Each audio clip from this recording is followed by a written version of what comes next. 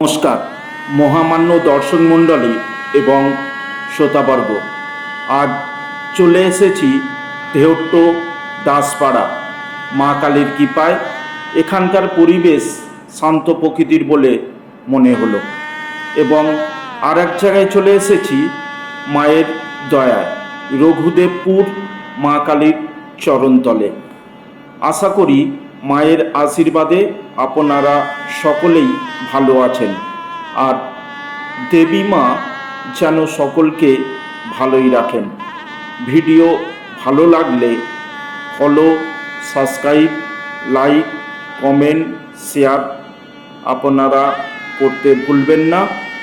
আপনার সাপোর্ট ঐকান্তিক আবশ্যিক। আবার দেখা হবে পরের ভিডিওতে। ভালো থাকবেন, সুস্থ থাকবেন। ধন্যবাদ, নমস্কার।